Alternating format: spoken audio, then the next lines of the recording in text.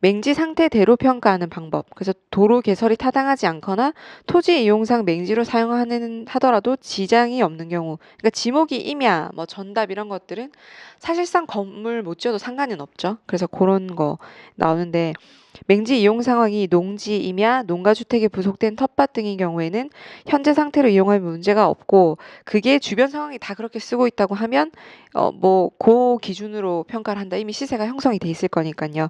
그 기준에서 평가를 한다. 근데 요거는 사실 뭐 시골에서는 의뢰가 되지만 부산 시내 감정 평가하거나 뭐 도시 감정 평가할 때는 이런 경우 잘 없거든요. 오른쪽 볼게요.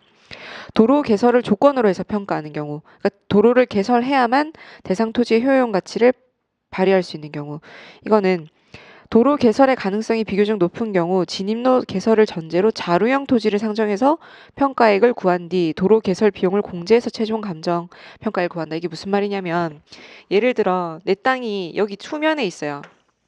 그 전면에 이렇게 땅이 있겠죠. 그러면 요만큼 도로를 이 사람한테서 요만큼만 도로를 나한테 팔아라. 그렇게 해서 요 도로를 내는 걸 전제로 해서 요런 가격으로, 그러니까 땅 모양이 굉장히 안 좋죠. 거의 볼 수 있는 최악의 땅이에요. 상가 같은 경우 거의 못 쓴다고 보시면 되죠. 뭐 단독주택 정도는 쓸 수 있겠죠. 도로 후면에 있으니까.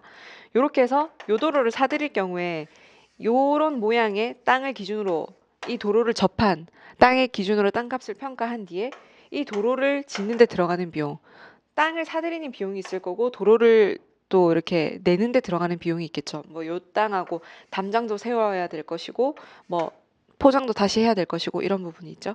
그래서 요거를 뺀 비용으로 다시 평가를 한다. 그런데 이런 경우는 이 사람이 지금 앞에 땅 주인하고 전혀 협의가 안 돼 있고 살지 안 살지도 모르는 상황에서 저희가 함부로 자료형 단가 가격을 내면 안 되겠죠. 그냥 보시더라도 가능성이 아예 없는 후면에 있는 땅을 평가할 때랑 요거 전체 가치에서 도로 개설 비용을 뺀 거랑 가치가 같지 않겠죠. 당연히 이게 더 좋겠죠. 이 비용을 뺀다고 하더라도 비용 가치가 더 많이 올라가기 때문에.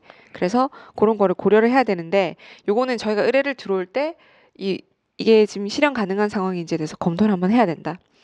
그 다음에 인접토지 합병 조건부 감정평가. 이런 경우가 있어요. 공장에 주로 이제 이런 것들이 많았는데 예비지로서 땅을 여러 필지를 사놔서 필요한 만큼만 공장을 지어놨다가 이제 더 필요하니까 여기를 합병시키는 거예요. 토지를.